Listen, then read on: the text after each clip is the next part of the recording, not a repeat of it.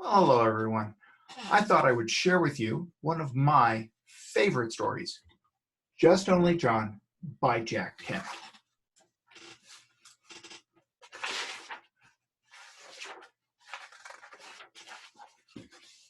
Once upon a time, a long time ago, let's try this. Once upon a time, a long time ago, if you count Sundays and holidays, there was a little boy named John.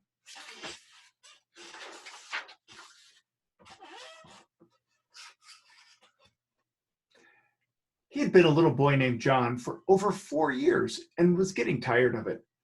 Not that it wasn't a very nice thing to be, but sometimes he wondered what it would be like to be something else.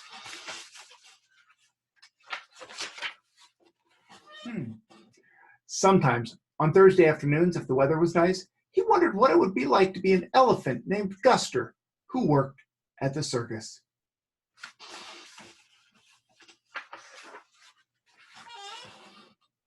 And sometimes on Tuesdays, after his nap, he wondered what it would be like to be a giraffe named Elmer, or George, or Melvin, or Jim.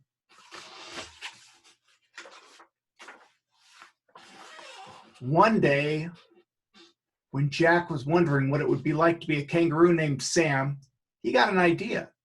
"I know what I'll do," he said. "I'll pretend. If I pretend hard enough, I'll know what it's like and I won't have to wonder anymore." So he spent the whole morning pretending he was a kangaroo who liked hot dogs and soda pop.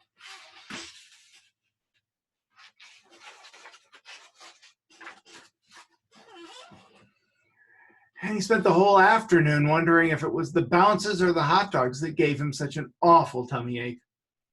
"You can't find out what it's like to be something by pretending," he said. "You can only find out what it's like to pretend to be something. It's not the same at all. Same thing at all." Suddenly, John remembered Mrs. Walpurgis, who did witchcraft and hemstitching and had a shop at the other end of the block.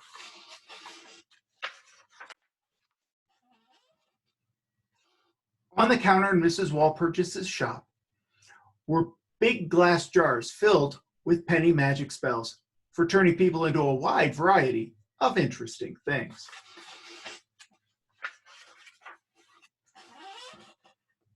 John picked out a peppermint flavored magic spell and gave Mrs. Walpurgis his penny. He didn't ask what the spell would turn him into because he didn't want to spoil the surprise, but he hoped it wouldn't be one of the very fierce animals. He was a little afraid of very fierce animals.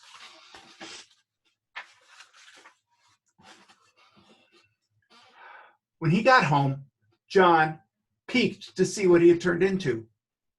"Why," he said, "I'm just only me." And that's what he was. "I guess it takes a while for the magic to work," thought John. He hoped it would work before bedtime so he wouldn't be asleep when it happened. He'd hate to miss it. "Oh, there you are," said John's mother. "Where has my little lamb been?"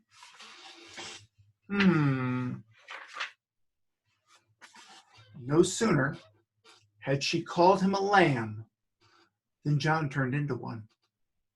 It was that sort of magic spell.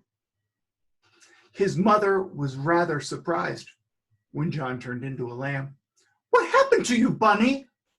she asked, but John didn't answer.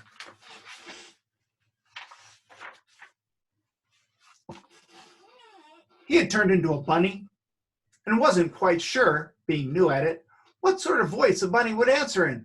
"Stop that this instant, John," said his mother.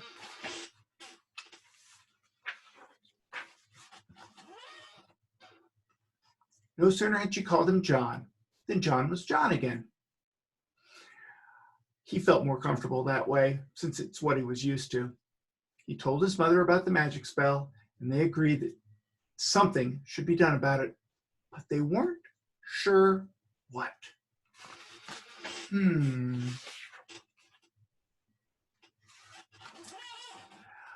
They decided to go ask Daddy.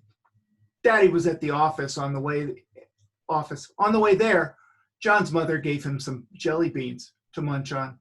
He'd had a rather upsetting experience, and jelly beans are good for that sort of thing.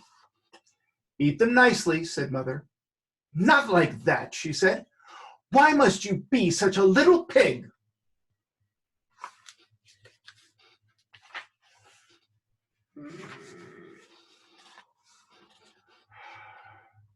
It's embarrassing to turn into a pig at the corner of Main and Elm at 3:30 in the afternoon with everybody looking.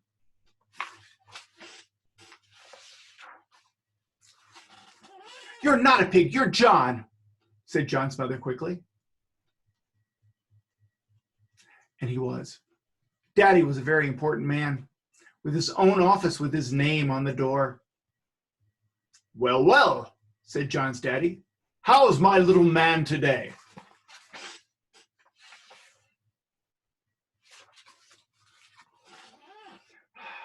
When John turned into a little man with a long white beard, his mother explained to Daddy about the magic spell.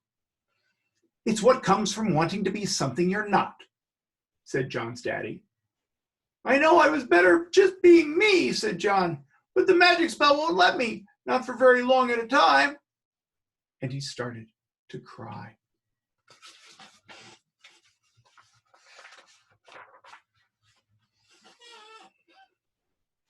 Little men don't cry, said Daddy. It gets their beards soggy. The magic spell won't bother you if you'll just remind yourself that you are you, said Daddy. So John kept repeating, I'm just only John.